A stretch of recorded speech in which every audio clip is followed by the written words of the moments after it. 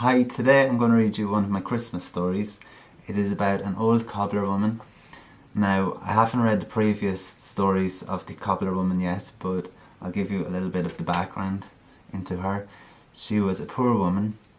She found some leather boots on the side of the road one day. She brought them home and fixed them up, and she made them look absolutely gorgeous. And she wore them into town, and everybody was just asking her where she got these beautiful boots because there was nothing like that in town. And she told them all, and they were amazed that she could do such a good job on shoes. So everybody came and asked her to mend their shoes, and eventually she got so many requests that she had to open her own mending shop. And this is where the old cobbler woman stories start. Now I'm going to read you the Christmas story, and a few of the characters from the previous stories pop up in this, but I'm sure you'll catch up. It's called The Old Cobbler and the Christmas Wish. Winter was blowing in as the old cobbler sat by the fire on Christmas Eve in her mending shop, mending a pair of leather boots. She hummed a Christmas carol while she mended. Her shoes looked at one another with wide eyes as she hummed. A wind howled outside and it began to snow heavily.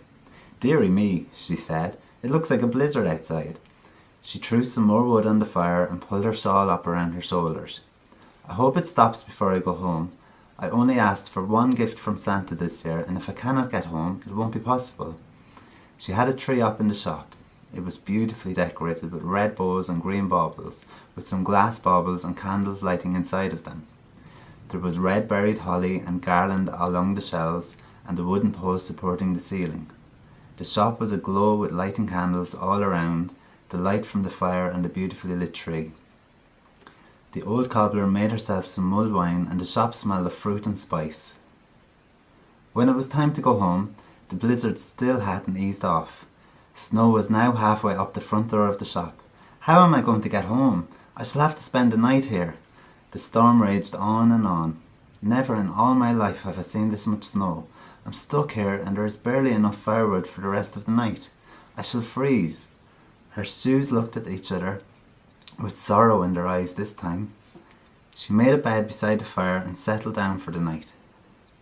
She sang carols to herself and drank the last of the mulled wine. Although the fire was burning away and she would be cold, she didn't mind. She was glad to have the shop. After a while she woke to hear a noise outside. She threw a shawl around her and went out to investigate. She gasped when she found the way had been cleared and she could leave. There was a path which lit completely by lanterns and brought her to her house. "This is quite extraordinary. Who would do this?" When she got to her house, her front door was open. Smoke was rising from the chimney. She cautiously approached and went inside, fearing there might be robbers. When she peered around the corner, she couldn't believe her eyes. It was the boogeyman, the witch, the troll, and the vampire she had mended shoes for. The vampire had brought his family. She had never so many visitors all at once. "How did you know I was trapped at the shop?" she asked graciously. "Trapped at the shop? We have only just arrived here with presents for you," replied the witch. She pointed to the tree, and there beneath sat gifts. "Oh, thank you so much. Please, you really must stay the night and have dinner with me tomorrow." They all agreed, and she made them all beds for the night. As they slept, she crept quietly into the tree early the next morning to unwrap her gifts.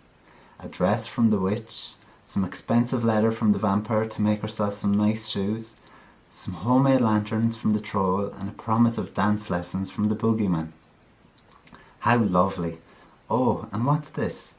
There was also a letter. She opened it and it read, "I received your letter about your only wish this year was not to be lonely on Christmas Day. Christmas is like an unlit path for me, dark and lonesome. Please help to light my lonely path. Merry Christmas, from Santa." She looked up and smiled with a tear in her eye. "Thank you," she whispered. That is the end of the Christmas Wish.